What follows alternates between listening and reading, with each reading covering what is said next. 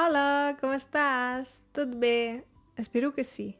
En aquest vídeo et vull explicar per què vaig començar a aprendre idiomes, o com va anar. Com va anar que comencés a aprendre tants idiomes? Moltes gràcies als meus patrons. Com ja sabeu, si us feu patrons podeu accedir a les transcripcions del podcast de català. Ja n'hi ha més de 30. Si em vols donar suport, ja ho saps, fes-te Patreon. I si no, també em pots comprar un cafè a Ko-Fi. Molt bé, doncs si ja estàs a punt, som-hi.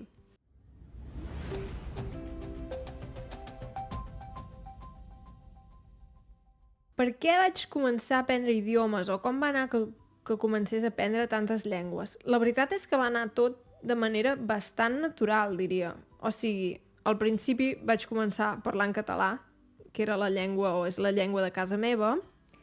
Més endavant, amb l'entorn, diguem-ne, la tele, l'escola i tot això, vaig aprendre castellà.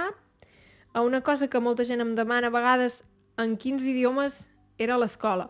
L'escola a la qual jo vaig anar era tot en català, menys la classe de castellà i la classe d'anglès. Llavors, era pràcticament tot en català. I, tot i així, perquè de vegades hi ha gent que diu si ho fem tot en català, els nens no aprenen castellà. Però no és veritat, o sigui, aprens castellà igualment. De fet, jo vaig aprendre molt castellà veient la tele en castellà. No és que ho veiés tot en castellà, però hi havia moltes coses que sí. I també a l'escola, simplement. Sí. I llavors, quan pel que sigui l'has de fer servir, clar, també millores, evidentment. Llavors, l'anglès el vaig començar a l'escola i sí, al principi tampoc és que m'agradés gaire. O sigui, per mi va ser més què puc fer amb aquests idiomes? Per exemple, podia accedir a llibres que m'interessaven, podia accedir a cançons que m'agradaven, volia saber què volien dir, però no era que digués m'encanta l'anglès. Però clar, com que feia servir l'anglès per entendre música, per entendre pel·lícules, per entendre llibres, va arribar un punt que, clar, parlava millor l'anglès que els meus companys de classe, o potser que la majoria. I clar, si una cosa la fas millor, també t'agrada més, suposo. És com sí, una cosa porta l'altra, perquè sempre els nens quan els dius això ho fas molt bé, llavors els animes a seguir fent aquesta cosa. I si ho fan més, practiquen més i posen més energia i més motivació, obtenen millors resultats, etc. Llavors va ser una mica això. O sigui, primer l'interès per entendre coses en anglès i després, gràcies a aquest interès, el fet de millorar va fer que jo fos millor, entre cometes, en aquest aspecte que altres persones. Que, per exemple, no era el mateix per matemàtiques. O sigui, jo matemàtiques sí sabia fer el que havíem de fer, més o menys, però no era ni molt menys la que ho feia millor de la classe. Hi havia gent que ho entenia més ràpid o ho feia més ràpid.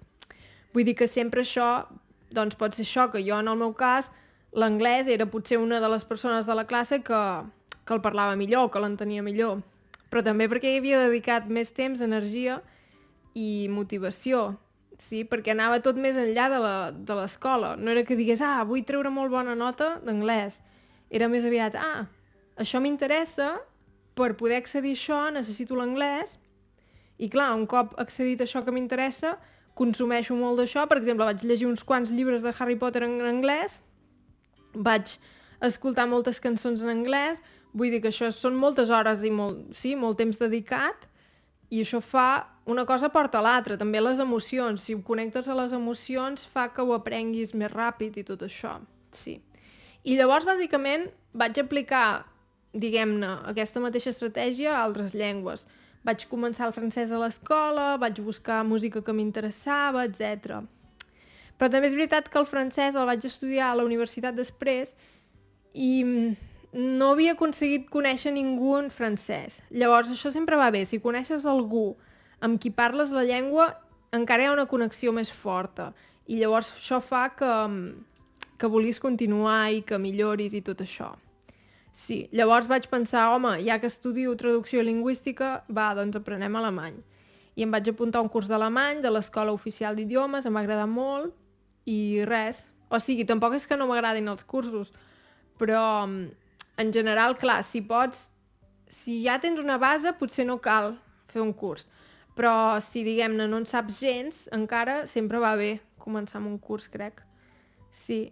Llavors, clar, vaig anar a viure a Alemanya, etc. Vull dir, vaig conèixer molta gent. Això, la connexió amb altra gent, fa que estiguis motivat, que tinguis la necessitat de parlar la llengua. I, bàsicament, clar, un cop ja parles 5 llengües, entre cometes, dius, va, doncs n'hi afegim una altra, no?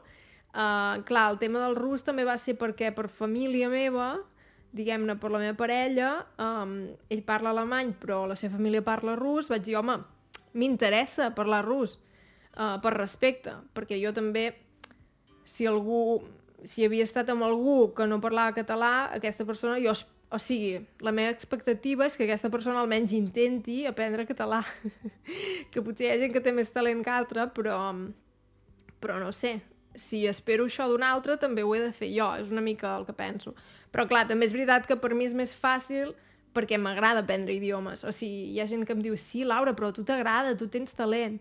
Això del talent ja sabeu que no hi acabo d'estar d'acord, perquè és una suma de moltes coses. És la suma d'energia, temps, emoció, motivació, tot suma, i llavors fa que sembli que una persona té talent.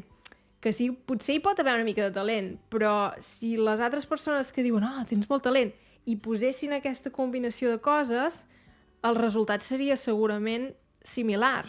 O sigui, aprendrien. Sí.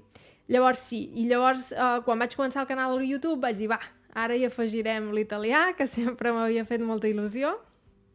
I llavors, gràcies al canal, també vaig conèixer gent de Suècia i segueixo creadors de continguts suecs i vaig dir, va, em llenço amb el suec.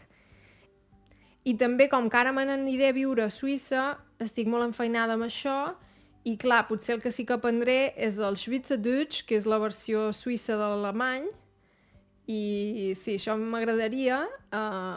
Suposo que començaré seguint creadors de contingut, però crec que serà una llengua relativament fàcil, o sigui, ja ho veurem, espero, però clar, ja parlant alemany, o sigui, crec que el Schweizerdeutsch s'assembla més a l'alemany que no pas al suec, per exemple. I el suec també he sigut capaç d'arribar a un cert nivell amb el qual puc entendre bastantes converses, o sigui, potser una mica encara converses adaptades, però vull dir que relativament ràpid he pogut arribar a un nivell que no està gens malament. Seria un A2, però potser de comprensió un B1. I llavors, si pogués fer el mateix amb el suís-alemany, per exemple, en podcast, amb programes de ràdio, sí, vídeos, doncs estaria molt bé. El que passa és que ara m'he de concentrar a fer tota la paperassa, mudar-me, i un cop allà ja veuré una mica el què. I res, espero que us hagi agradat aquest vídeo. Si és així, deixeu un m'agrada, el podeu compartir, us podeu fer Patreons per donar-me suport o comprar-me un cafè, que m'agrada molt el cafè. Sí, molt bé, que vagi bé. Adeu!